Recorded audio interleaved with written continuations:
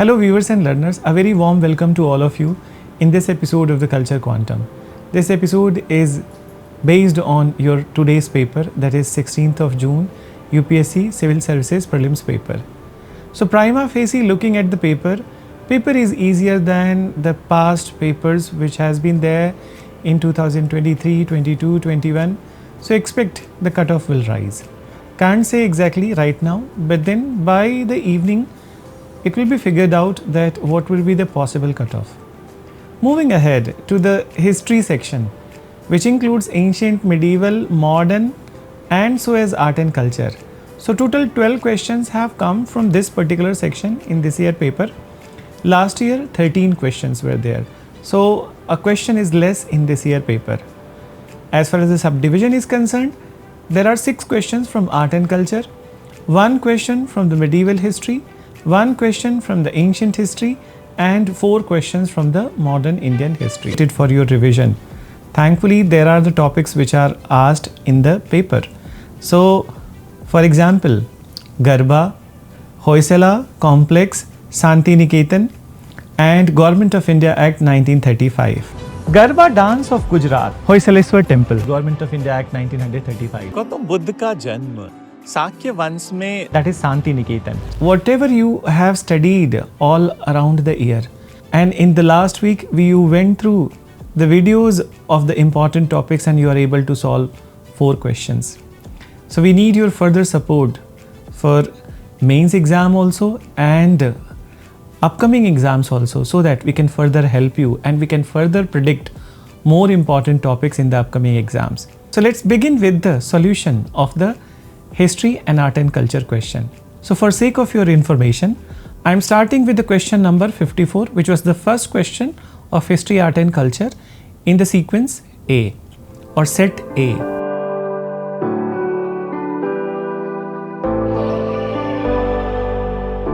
So the very first question is about the epithets which were given to the Gautam Buddha and options which were given Nayaputta, Tathagat and Sakya Muni. So it's an easy question, and those who have been in my classes, they know that Tathagat and Sakya Muni was the name of the Buddha.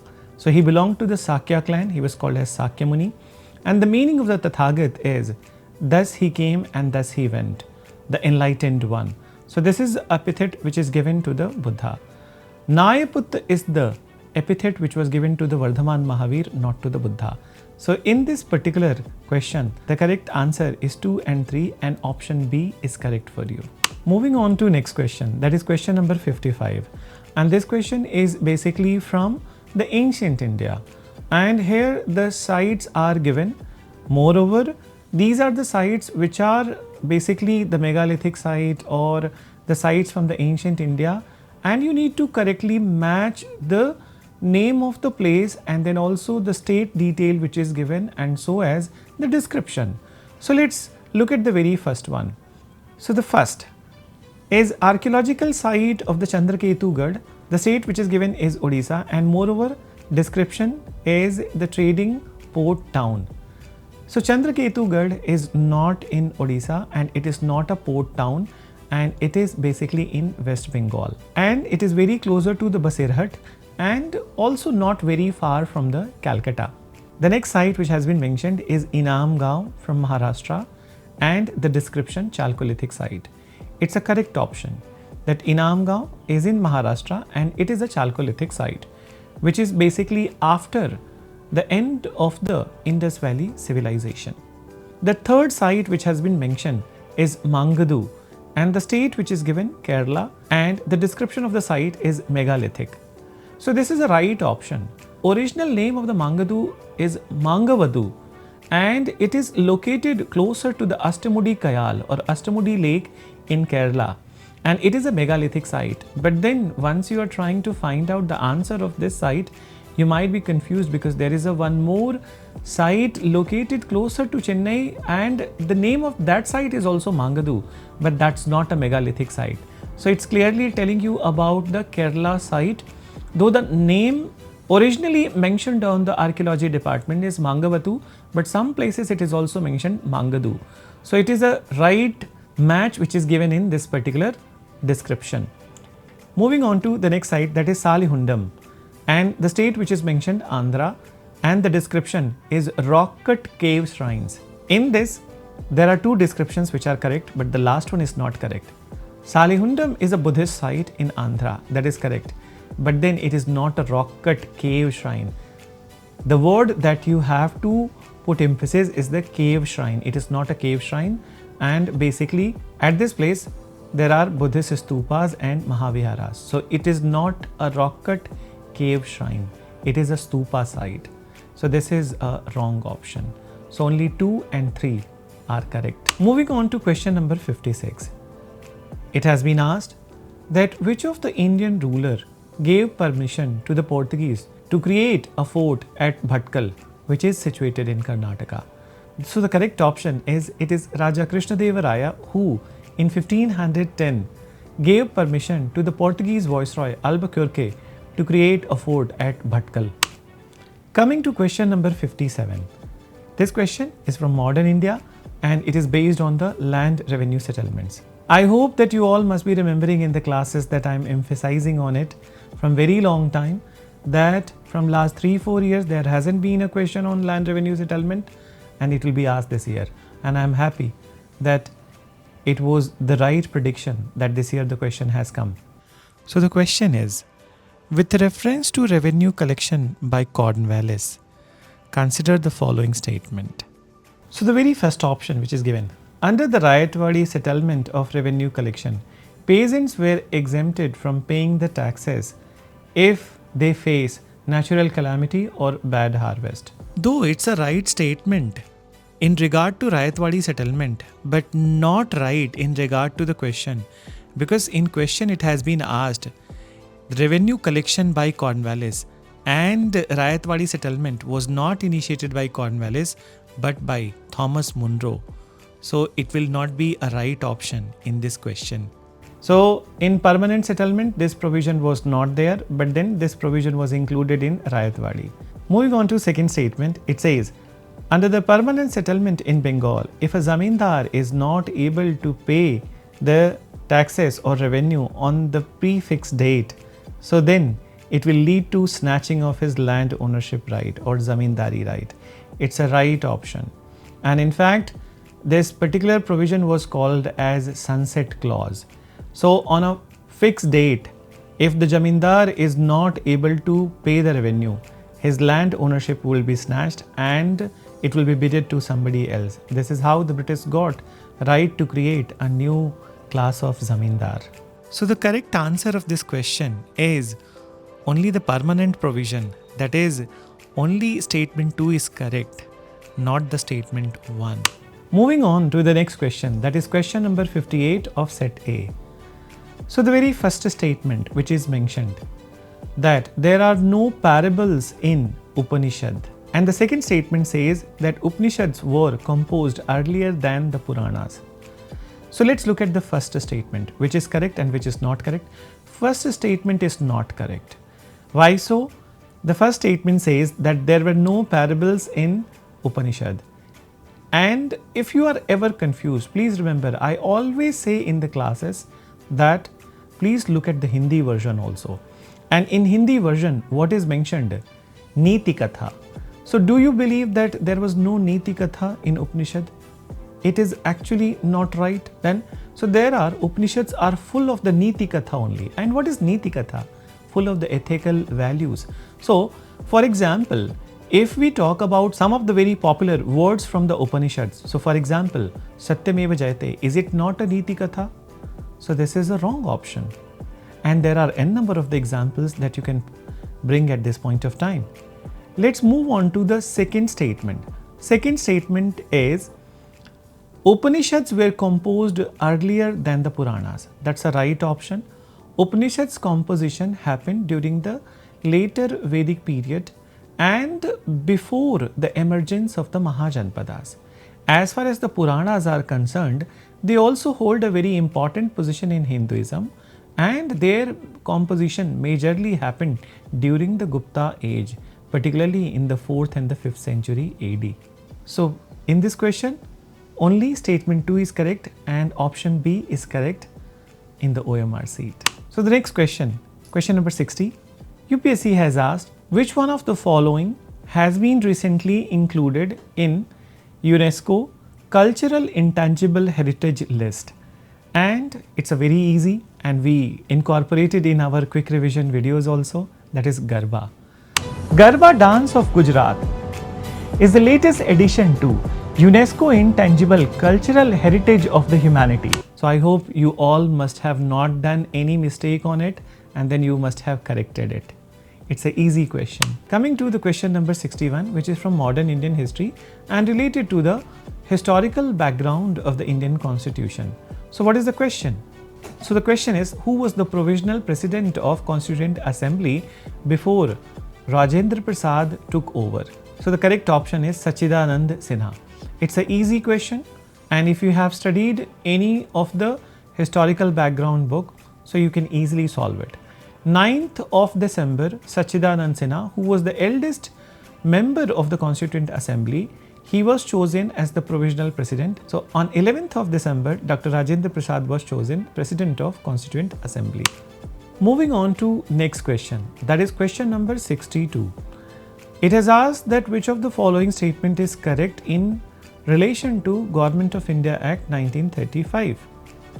So the very first statement, what it says Government of India provided for the establishment of a federation comprising of British ruled Indian provinces and princely states. It's a correct option, and I hope none of you will be making a mistake in it. So finally, Government of India Act 1935. The provisions of the Government of India Act 1935. So second statement, defense and foreign affairs were kept under the control of federal legislature. Now you have to be very careful in this regard. This question is easy, and then I have also covered in the important topics. It's a fact that there would be a question from the Acts and Commissions, and that's how this question has come. So the second statement, you have to understand that in 1935, diarchy was introduced at center, which means two authorities. So one authority, Governor General with Executive Council, and Governor General Legislative Council. Apart from it, the subjects were divided into reserved and transferred. And in the reserved subject, foreign affairs and defense was kept, which was controlled by Governor General through his Executive Council. And as far as the federal legislature is concerned, it had upper house and lower house. They had nothing to do with this defense and foreign affairs. So the second statement is incorrect. Only one statement, that is statement number 1, is correct. So effectively, the answer is A, 1 only. Moving on to question number 63. It has been asked that which one of the following text is associated with the playwright Bhasa? And the correct answer is Madhyam Vyayog. But when you look at the other options which are given, Natya Sastra, I hope you must be remembering Bharat Muni's Natya Sastra, dance, drama and music. And another option which is given is basically Mahabhashya. So Mahabhashya was written by Patanjali, and it was commentary on Padini's Astadhyayi. So here you eliminate these two options, you are left with 2, and then you can take a risk over here, at least in this question. So the correct answer is Madhyam Vyayog. So moving on to the next question, that is question number 64. And I would say this was the most difficult question of this year paper, and I would also say it will create some sort of confusion in the UPSC market. So what has been asked in this particular question?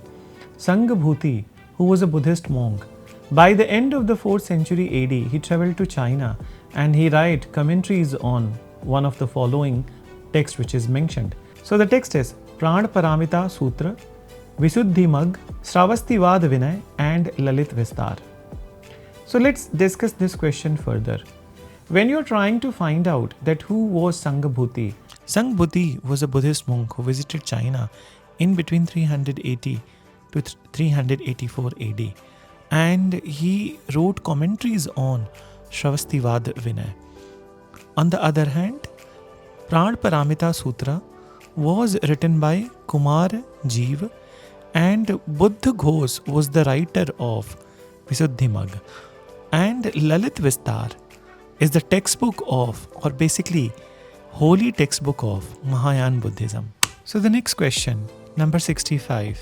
The question is related to UNESCO tangible heritage site and those sites which were recognized or which were inscribed in the UNESCO heritage list in year 2023. So this also we have covered, dear learners. So one is the Shanti Niketan and another is the Hoysala temple. Let's start this series with the first temple, Hoysaleswar temple. UNESCO tangible cultural heritage site which was recently included in the list from India, and that is Shanti Niketan. So the Hoysala temple is a separate video that you must have seen, and in the beginning of the video itself we have maintained that 3 Hoysala sacred ensemble were included in the UNESCO list, that is Hoysaleswar temple and Channakeswar temple of Beluru and also Channakeswar temple of Somnathpura. So in this particular question, the answer is Shanti Niketan and the Hoysala sacred ensemble. Both were incorporated in 2023. Moving on to question number 73. It's a question from the modern Indian history and the pairs are given. You have to identify the correct pairs. So the name of the personality and so as the parties with which they were associated. So the very first personality who has been mentioned, Shyama Prasad Mukherjee, and association with the Bharatiya Jan Sangh. It's a correct option.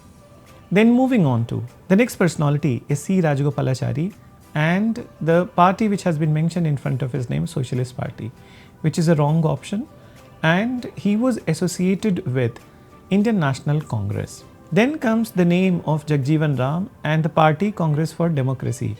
That's a right option.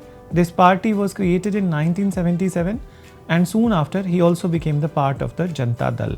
So that's a right option. So moving on to fourth, Acharya Narendra Dev and the party which is mentioned, Swatantra Party. He was not associated with the Swatantra Party and his association was Congress Socialist Party, with which JP Narayan was also associated. So this is not a difficult question, and coming to the answer of this question, only 2 pairs are correct, which is Shyama Prasad Mukherjee and so is Jagjeevan Ram, and rest of the 2 options are incorrect. So only 2 is correct in this particular question. So I hope this elaborate discussion on the history and art and culture question will help you, and moreover I would request to you that no matter whatever marks that you are going to get or you will be calculating by today's night, please don't stop. Even if your marks are less, please keep on preparing for the mains examination, and if your marks are good, obviously you don't need to waste any time. We will further come up with the important topics in the mains examination of this year and so as all the exams to come which is important for you. So till then, stay connected to Culture Quantum and please do not forget to share, subscribe, like and comment on channel Culture Quantum. Thank you.